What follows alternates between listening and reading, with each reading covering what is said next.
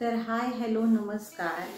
खूप दिवस झाले तुम्ही सगळे मला विचारत आहात की आपल्या चॅनलवर जे माझं चॅनल आहे यूट्यूबचं फूडो सिटी फ्रॉम बे एरिया यावर मी व्हिडिओ का नाही टाकत आहे। तर म्हटलं की चला आज एक व्हिडिओ करूयात। खरं तर खूप दिवस झाले काही गोष्टी सांगायच्या होत्या आणि एक चांगली बातमी आहे सांगण्यासाठी आणि एक अत्यंत म्हणजे वेदनादायी किंवा कधीच आम्ही न विसरणारी अशी एक गोष्ट आहे, अशी एक बातमी आहे। तर आधी मी चांगल्या बातमीबद्दल बोलते।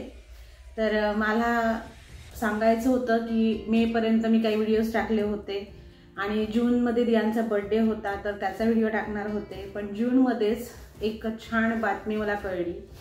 तर कदाचित बरं ठीक आहे आपण छान बातमी पुढच्या व्हिडिओमध्ये बोलूयात। आणि मग म्हटलं की नाही थोड्या वेळाने सांगूयात। आणि योग्य वेळ येता येता काय झालं ना की अचानक एक आमच्या म्हणजे आयुष्यात आम्ही कधीही न विसरणारी अशी एक गोष्ट घडली, एक वाईट बातमी आमच्या घरात घडली। तर हो, मग त्यामुळे अजून आम्हाला म्हणजे वेगळंच वाटायला लागलं आणि आम्ही अचानकपणे इंडियाला गेलेलो आणि इंडियामध्ये सुद्धा एक 1.5-2 महिने मी राहिले आणि आता परत आम्ही वापस आलो। तर वापस आल्यावर म्हटलं की नको, नवरात्र आहे, परत दिवाळी आहे, आपल्या भारतातली सगळ्यात मोठा सेलिब्रेट होणारा सण आहे, तर मग तो होऊ देऊयात आणि त्याच्यानंतर एक छोटासा किंवा व्हिडिओ करूयात आणि तुमच्या सगळ्यांसोबत गप्पा मारूयात की काय झालंय नेमकं, कशामुळे झालंय। कारण की खूप जण विचारत आहेत की काय झालं दीपाली, तुझं स्टेटस पाहिलं, नेमकं काय झालंय किंवा तू व्हिडिओ पण का नाही करत आहे। तर अशा सगळ्या 2-3 गोष्टी आहेत त्याच्यासाठी। आणि आधीचं म्हणाल तर मागच्या वर्षी मी इंडियात गेलेली, खूप ठिकाणी फिरले, खूप छान टाइम स्पेंड केला, पण काय माहिती चॅनल चालू केल्यापासून ना मला वेळेवर व्हिडिओ टाकणं होत नाही। त्याला भरपूर कारण आहेत। एकतर दियांना सांभाळून, घरातलं सांभाळून थोडा कमी वेळ मिळतो मला आणि मला वाटलं होतं की मी व्हिडिओ करू शकेन, पण मला ना व्हिडिओ करायला वेळ लागतो आणि मला म्हणजे करायचे असतील तर मग थोडेसे व्यवस्थित करावेसे वाटतात। मग ते लिंक कुठेतरी तुटत आहे, रेकॉर्डिंग करून ठेवलेली असते पण ती वेळेवर नाही टाकणं होत। मग असं वाटतं की आता लेट कसे टाकू, त्यामुळे पण व्हिडिओ राहिलेले आहेत टाकायचे। तर चला तर मग हा विषय आपण थोडा बाजूला ठेवूयात आणि आता विचार करते की नाही आपल्या घरातले आपले व्हिडिओ पाहतात किंवा मग त्यांना पण सध्या गरज आहे छानपैकी, म्हणजे त्या व्हिडिओ पाहायला आवडतातच त्यांना। तर म्हटलं की आपण आता व्हिडिओ करूयात आजपासनं, म्हणून मी गेल्या आठवड्यापासून व्हिडिओ करायला सुरुवात केली आहे। 4 दिवसांचे रेकॉर्ड पण केलेले आहेत, पण त्याआधी मला तुम्हाला सगळ्यांना एक गोष्ट सांगायची आहे। तर मला माहित नाही हा व्हिडिओ करावा का नाही करावा, पण माझी इच्छा आहे की जर आपण सुख सगळ्यांसोबत शेअर करतो तर आपलं दुःख सुद्धा आपण सगळ्यांना सांगायला हवं। कारण की जी आपली लोक असतात, हो आपली लोक जी असतात ना ती आपलं दुःख कमी करण्यासाठी नेहमीच मदत करतात। आपल्याला त्या कठीण काळात सुद्धा आपल्याला समजावून घेतात आणि आपल्याला खूप जास्त असं एक म्हणतो ना आपल्याला एनर्जी किंवा काय म्हणतो म्हणजे गरज असते त्यावेळेस काही जणांच्या शब्दांची, काही जणांच्या म्हणजे सपोर्टची, शब्दरूपी सपोर्ट असेल किंवा आपल्याला समजून घेणारं कोणीतरी असेल, ते अशा लोकांची आपल्याला त्यावेळेस गरज असते। आणि मग आपल्याला असं वाटतं की चला आपण त्यांच्या सगळ्यांसोबत बोलून आपलं मन मोकळं करूयात, हलकं करूयात, म्हणूनच मी आज हा व्हिडिओ करणार आहे। तर हो, काही जणांना माहिती आहे आणि काही जणांना माहिती नाही आहे। तर 2 महिने आज पूर्ण झाले। माझे जे सासरे आहेत ते देवाघरी गेलेले आहेत। आता म्हणताना आम्ही असं म्हणतोय कारण की आपल्याला वस्तुस्थिती स्वीकारावी लागते, पण रोज त्यांची आठवण येते, रोज वाईट वाटतं आणि रोजच असं वाटतं की असं का घडलं, पण हो हे सत्य आहे। तर खूप जणांना वाटत होतं की का झालं काय नाही। तर मला माझ्या सांगायचं व्हिडिओतनं की माझं लग्न जमल्यापासनं मी त्यांना कधीच एक दिवस सुद्धा आजारी सुद्धा पडलेलं पाहिलेलं नाही आणि आत्ता अगदी शेवटच्या म्हणजे अशी वेळ येईपर्यंत सुद्धा ते आजारी अजिबात नव्हते। अचानक हे सगळं झालं, हार्ट अटॅक त्यांना आलेला आणि माहित नाही असा कसा अटॅक आला की त्यांचं म्हणजे लगेच निधन झालं। तर हीच गोष्ट थोडीशी त्रासदायक होतीये, त्रास होतोय आठवल्यावर, पण ठीक आहे। आणि म्हणजे मला कधीच सासरे म्हणून मी त्यांना कधी मानलंच नाही, कारण की मी त्यांना पप्पाच म्हणायचे। कुणाचे पण आईवडील असो, मला माझे ते आईवडील असल्यासारखेच वाटतात। आणि राहिला प्रश्न माझ्या सासऱ्यांच्या बाबतीत, तर कधी कधी असं होतं की आपल्याला खूप जास्त समजून घेणारं कोणीतरी असतं. तर हो, जेव्हा मला खूप जास्त समजून घ्यायची गरज होती तेव्हा त्यांनी खूप छान प्रकारे समजून घेतलं होतं. आणि मला आठवतंय की कधीच ते आजपर्यंत मला कधी म्हणजे ओरडलेले नाहीत, कधी जोरात बोललेले नाहीत किंवा काहीच नाही. उलट प्रत्येक वेळेस ना खूप छान समजून त्यांनी आम्हाला घेतलेला आहे. आणि राहिला प्रश्न, आम्हाला घरात प्रत्येकालाच त्यांनी आमची खूप काळजी घेतलेली आहे. म्हणजे माझे सासरे हे एक अशी व्यक्ती होते की त्यांनी इतक्या जणांना मदत केलेली आहे. असा कुठलाच व्यक्ती नसेल की ज्यांना त्यांनी मदत केली नाही. हो, ज्याला गरज असते त्याला तर ते मदत करायचीच, पण ज्याला म्हणजे खरंच जेन्युइनली कोणीतरी म्हणतं ना की ह्याची गरज आहे, त्याची गरज आहे, किंवा मला हे काम करून द्या, ते काम करून द्या, ते प्रत्येकाचं काम करून द्यायचे. तर ह्यामुळेच ना खूप सगळ्यांना अचानक खूप मोठा धक्का बसलेला आहे. आणि आम्हाला खरंच खूप वाईट वाटतंय की असं का घडलं. पण म्हटलं की चला आपलं मन थोडंसं मोकळं करूयात, बोलूयात. आणि राहिला प्रश्न ना, एकच म्हणावं असं वाटतं की खरंच जे चांगले व्यक्ती असतात ना त्यांना देव कधीच समजून घेत नाही. आणि का माहीत नाही, त्यांनाच त्रास होतो. तसंच पप्पांच्या बाबतीत काहीतरी झालं असं मला वाटतं. ते खूप चांगले होते. खरं तर ही अशी वेळ एवढ्या लवकर त्यांच्यावर अजिबात यायला नको होती, पण ती आली. तर आता काय करणार, आपल्या हातात तर काहीच नाही आहे. शेवटी प्रत्येक व्यक्ती येणार आहे, जाणार आहे, हे आपल्याला सगळ्यांना माहिती आहे. पण हे असं एवढ्या लवकर घडलं, अचानक घडलं ना, त्याचाच जास्त वाईट वाटतंय. तर ॲक्च्युली ना मी व्हिडिओचा पहिला पार्ट रेकॉर्ड केला, थोडंसं बोलले, पण मी आत्ता चेक केलं तर थोडासा व्हिडिओ नीट नाही आहे. पण ठीक आहे, आता मी डबल नाही बोलणार, कारण की दियानला खूप वेळ मी शांत नाही बसू शकत. आणि अजून एक, तर सगळेजण विचारतात की अनुरूप कसा आहे. तर प्रत्येकाला ना रिकवर होण्याचा वेळ वेगळा असतो. प्रत्येकाचं म्हणजे आपण म्हणतो ना, आठवणी ह्या वेगवेगळ्या असतात. ऑफकोर्स मी माझ्या सासऱ्यांना 10 वर्षापासून ओळखतीये, पण ते त्याचे वडील होते, त्यांनी लहानपणापासून त्याच्यासाठी भरपूर गोष्टी केलेल्या आहेत. त्यामुळे त्याला थोडा रिकवर व्हायला वेळ लागणार. आणि तसा अनुरूप खूप शांत आहे, खूप अबोल आहे, त्यामुळे तो लवकर घडघड बोलत पण नाही. आणि म्हणून कदाचित तो खूप जास्त शांत बसतोय. आणि त्याच्याकडे बघून मला सुद्धा खूप कसतरी वाटतंय, म्हणून काही दिवस लागले. पण आता मी ठरवलंय की नाही, आता सध्या म्हणजे माझी तशी वेळ पण नाहीये की मी खूप जास्त टेन्शन घेत बसू. आणि कुठेतरी मी म्हणजे व्यवस्थित माझे व्हिडिओ करायला सुरुवात केली, बोलायला सुरुवात केली, तर मलाही मन माझं हलकं होईल आणि अनुरूपलाही थोडं बरं वाटेल. आणि मला नाही माहिती, प्रत्येकाचं वेगळं असतं म्हणजे हे, पण मला तरी वाटतंय की हा व्हिडिओ करायला हवा. जे आपल्या मनात येते ते बोलायला हवं. कारण की ठीक आहे, दुःख खूप मोठं आहे, खूप म्हणजे त्रास देणारं आहे. आम्ही कधीही या गोष्टी विसरू शकणार नाही आहोत. पण तरी पण म्हणजे आपण म्हणतो ना, आठवणीच ह्या कधी कधी माणसाला आनंदी करतात. हो, आठवण कोणाची आल्यावर आपल्याला त्रास जेवढा होतो तेवढाच आपल्याला कधी कधी आठवणी आठवून आनंद सुद्धा होतो. आपण म्हणतो ना, चांगल्या आठवणी आठवल्यावर आपल्याला छान वाटतं. तसंच मला ह्या व्हिडिओच्या माध्यमातून ज्या पण काही आठवणी आहेत पप्पांच्या, त्या लक्षात ठेवायच्या आहेत, म्हणून म्हटलं की हा व्हिडिओ करूयात. तर जसं की मी सांगितलं की म्हणजे तसं बोलायला गेलं तर भरपूर मोठा व्हिडिओ होईल, खूप वेळही लागेल. पण काही ठराविक गोष्टी ज्या आहेत त्यांचं म्हणजे जे व्यक्तिमत्व होतं तेच एक खूप आदर्श व्यक्तिमत्व होतं. कारण की सगळ्या नातेवाईकांमध्ये, परत मित्रपरिवारामध्ये, समाजामध्ये किंवा पूर्ण कॉलनीमध्ये किंवा त्यांचे जे पण मित्रांचा ग्रुप होता कॉलनीमध्ये, जे मंदिर होतं, प्रत्येक ठिकाणी त्यांना जमेल तेवढं नाही का समाजकार्य करायचे. आणि अजूनही त्यांना खूप करायचं होतं असं सगळेच म्हणत आहेत. पण जे काही माझ्या डोळ्यांसमोर त्यांनी केलेलं आहे किंवा जे काही करत होते ते मला नेहमी प्रेरणादायी वाटायचं. आणि खरंच खूप खूप खूप जास्त त्यांनी सगळ्यांना सपोर्ट केलेला आहे. स्वतःला कधीच त्यांनी म्हणजे स्वतःचं कौतुक म्हणा किंवा स्वतःसाठी काही ते जगलेच नाहीत, पण दुसऱ्यांसाठी त्यांनी भरभरून केलेलं आहे.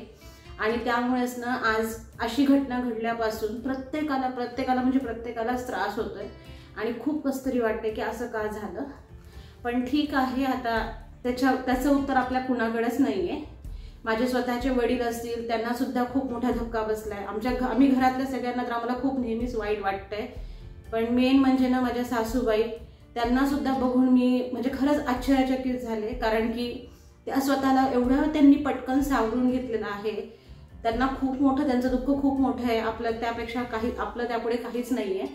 पण तरी पण त्यांनी स्वतःला सावरून घेत आहेत, स्ट्रॉंग राहत आहेत. आणि त्यांच्याकडे पाहूनच मी ठरवलेलं की नाही, आपण पण आता खूप जास्त वाईट वाटून घेण्यात काही अर्थ नाही आहे.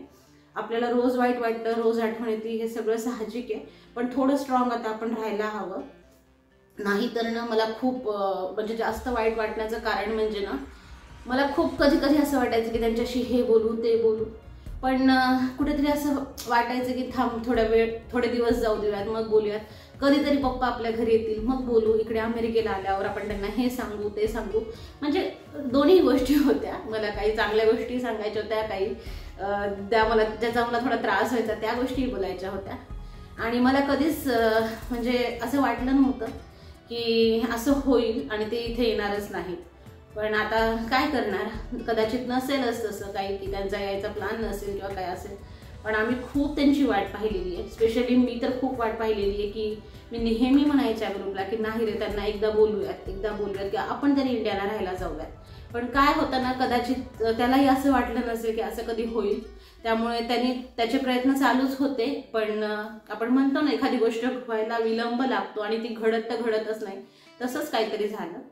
आणि राहिला प्रश्न ना, म्हणजे भरपूर जास्त आम्ही बोलायचो नाही, पण मागच्या इंडिया ट्रिपमध्ये का कुणास ठाऊक म्हणजे भरपूर जास्त माझे सासरे आणि मी बोललो होतो. प्रत्येकाबद्दल त्यांना काय वाटायचं काय नाही, इन जनरल ते आमच्या घरातल्या सगळ्याच व्यक्तींबद्दल बोललो होतो आम्ही भरपूर वेळ. आणि नेहमीच ते मला ना, म्हणजे 1-2च वाक्य बोलायचे, पण मला असं वाटायचं की त्यांना खरंच खूप जास्त छान वाटतं काही गोष्टी माझ्याबद्दलच्या बोलणारे. मी स्पेसिफिकली बाकीच्यांच्याबद्दल मला काही जास्त बोलायचं नाही आहे, पण माझं सांगतेय मी.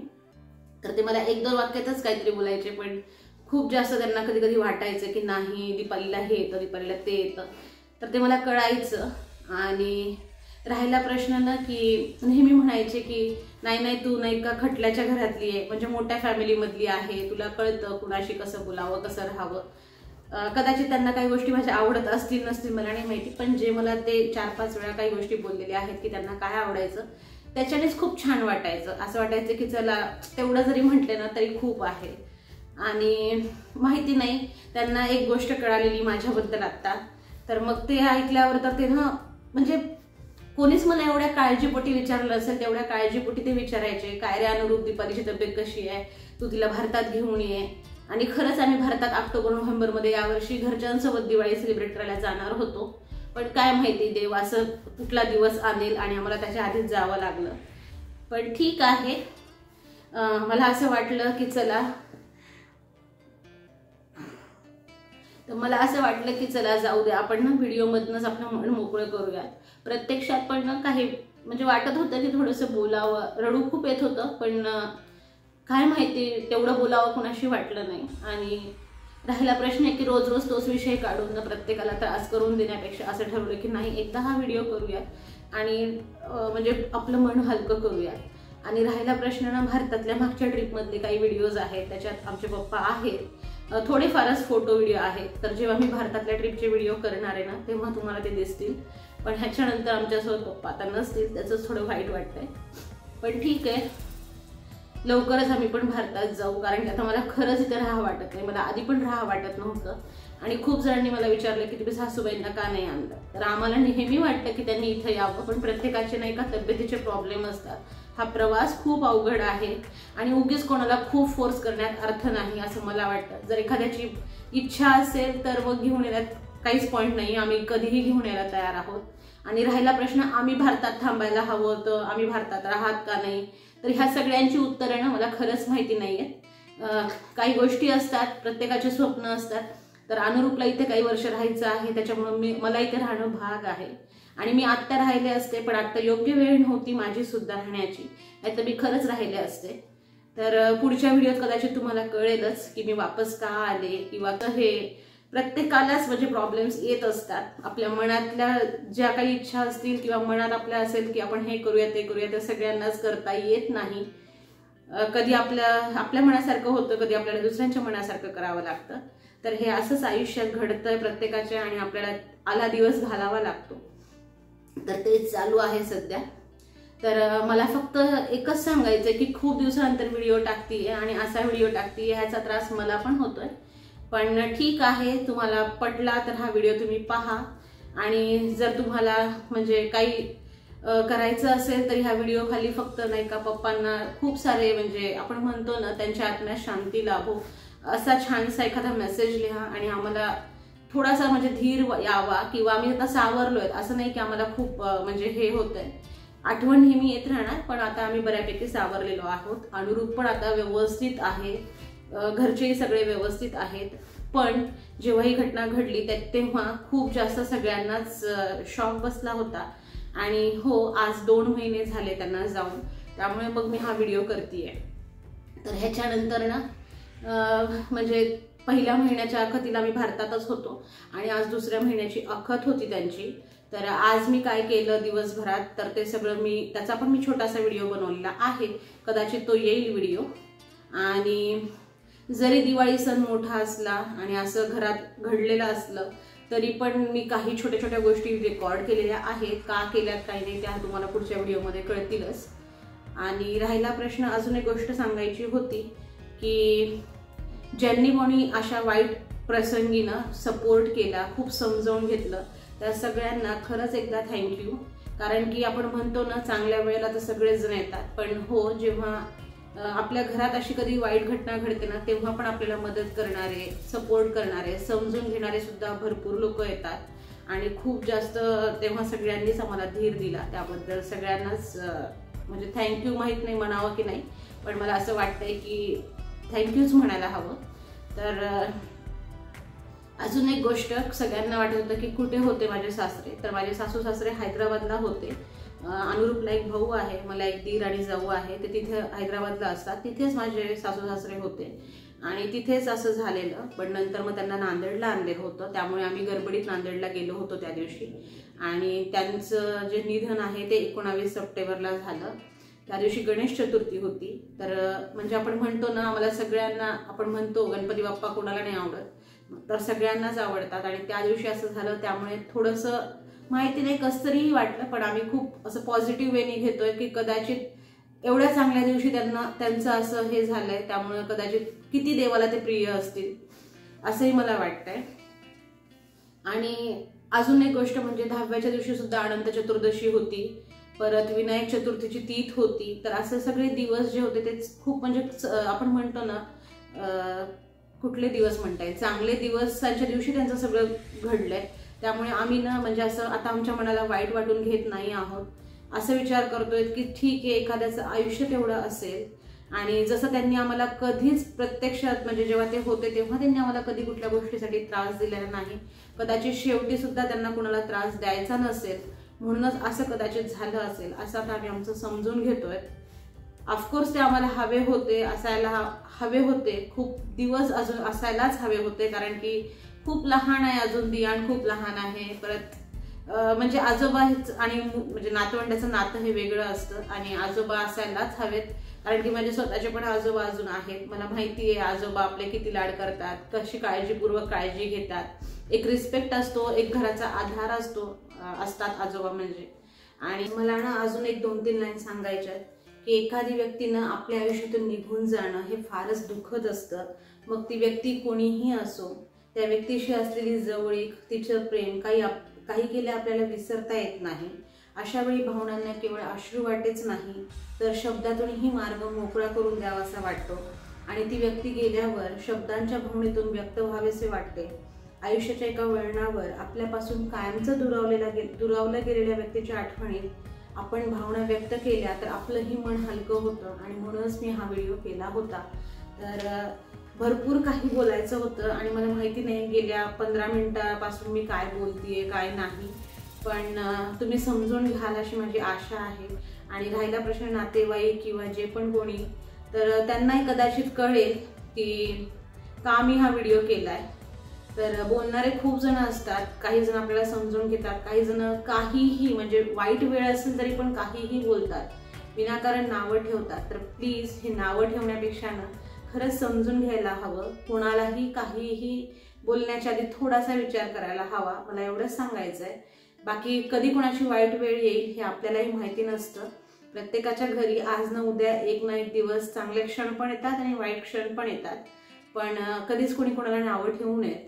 आणि राहिला प्रश्न पप्पांबद्दल ना, काही लोक एवढं म्हणजे एवढे दुखावलेले आहेत आणि त्यांना सगळ्यांना खूप वाईट वाटलं. खूप जणांचे खूप छान छान मेसेजेस आलेले आहेत की खरंच तुझे सासरे असे होते, खरंच तुझे पप्पा असे होते, किंवा म्हणजे फॅमिली ग्रुप असतील किंवा कुठले पण आपल्या समाजाचा ग्रुप असेल त्याच्यावर काही मेसेजेस वाचले ना, तर असं वाटते की बापरे, म्हणजे खरंच पप्पा किती ग्रेट होते. आणि खरंच ते ग्रेट होते, कारण की म्हणजे कॉलनीमध्ये सुद्धा त्यांनी प्रत्येकाला मदत केलेली आहे. तर त्यामुळेच ना कधी कधी असं वाटते की नाही, अशी वेळ लवकर यायला नको होती. अजून एक 15 वर्ष 20 वर्ष तसं तर कधीच यायला नको असंच आपल्याला वाटतं. पण तरी पण त्यांचं वय जे होतं त्या वयानुसार जर ठरवलं तर असं वाटतं की कमीत कमी अजून 20-25 वर्ष तरी पप्पा आमच्यासोबत असायला हवे होते. पण ठीक आहे, या व्हिडिओमधून मला एवढंच म्हणायचं आहे की पप्पा, तुमची आठवण आम्हाला नेहमी येईल, नेहमी येईल. असा एकही दिवस जाणार नाही की तुमची आठवण आम्हाला येणार नाही. आणि तुम्ही पण आम्हाला वरून तुम्हाला जमेल तेव्हा खूप जास्त आशीर्वाद देत राहा आणि तुमचे आशीर्वाद नेहमी आमच्या पाठीशी राहू द्या. आणि सध्या त्याची फार गरज आहे, त्या आशीर्वादांची. आणि आम्ही खूप छोटे आहोत, पण तुम्ही आम्हाला खूप जास्त समजून घ्या आणि आमचं जर काही चुकत असेल तर तिथेच आम्हाला वरून का होईना, म्हणजे आपण म्हणतो ना की चुकीची आठवण करून द्या आणि खूप छान राहण्याची एक एनर्जी, बुद्धी द्या. जसं तुम्ही इथे प्रत्यक्षात होता तेव्हाही तुम्ही आम्हाला म्हणजे नेहमी सजेस्ट करायचा की हे असं नाही, हे असं करायला हवं, ते तसं नाही, तसं करायला हवं.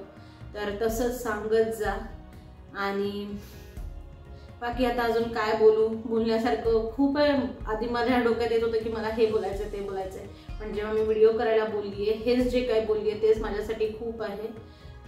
भरपूर गोष्टी अशा होत्या की नवीन घरात जेव्हा मी लग्न करून आले किंवा लग्नाच्या आधीपासनं सगळ्यात पहिले जर मी कोणाला ओळखत असेल तर ते माझे सासरेच होते. म्हणजे अनुरूपला ओळखण्याच्या आधी सुद्धा पासून मी माझ्या सासऱ्यांनाच आधी ओळखायचे. आणि कारण की ते मला सगळ्यात पहिले बघायला आले होते आणि जेव्हा बघायला आले होते तेव्हाच मनमोकळेपणाने गप्पा त्यांनी मला एवढ्या मारल्या होत्या, म्हणजे माझ्या घरच्यांसोबत, माझ्यासोबत. तेव्हाच मला असं वाटलं की बापरे, म्हणजे किती छान व्यवस्थितपणे कोणीतरी आपल्याला समजून घेतंय, बोलतंय. आणि मला अजिबात कधीच त्यांचं दडपण कधी आलं नाही किंवा कधी भीती वाटली नाही त्यामुळेच. आणि खरंच मी लग्नाच्या आधी सुद्धा खूप वेळा ते मला घ्यायला यायचे, मी घरी जायचे आणि खूप छानपैकी ते मला बोलायचे. किंवा लग्नानंतर सुद्धा त्यांनी खूप वेळा समजावून घेतलेलं आहे. म्हणजे कधी कधी असं व्हायचं की ते मला म्हणायचे की अनुरूप असं करत असेल तरी पण तू असं कर, जाऊ दे, तो असा आहे, तो तसा आहे. म्हणजे खरं सांगतेय मी. तेव्हा असं वाटायचं की हो बरोबर आहे, म्हणजे हो मी घेईन असं मला वाटायचं. मला त्रास खूप काही गोष्टींचा व्हायचा, नाही असं नाही, पण कदाचित मी तो त्यांना कधी सांगितला नाही. सांगायचा होता मला काही वेळेस, पण असं वाटायचं की नको, जाऊ दे, थांबू थोडे दिवस. पण काय माहिती, कदाचित त्यांनाच कळत होतं का काय माहित नाही, म्हणूनच ते मला खूप जास्त समजून घ्यायचे आणि म्हणायचे की हो तुला तिकडे जॉब नाही करता येते, तुला घरात राहावं लागतंय, किंवा जे काय असेल त्यांना म्हणजे कळत होत्या त्या गोष्टी. पण ठीक आहे, बघू आता. म्हणजे असं आपल्याला वाटतं की जेव्हा आपल्यासोबत व्यक्ती असते तेव्हा आपण थोडंसं थांबतो, बोलू नंतर. पण मला आता असं वाटतं की त्याच्यामुळेच ना आला दिवस खूप छान प्रत्येकाने जगून घ्यावा, कारण की कधी कोणाचं काय होईल काहीही सांगता येत नाहीये. आणि राहिला प्रश्न आपल्या घरच्यांसोबत, मग घरचे कोणीही असो, तुम्हाला ज्याच्याशी मनमोकळेपणाने बोलायला आवडतं, स्पेशली आपल्या आईवडिलांसोबत आपण रोज बोलायलाच पाहिजे.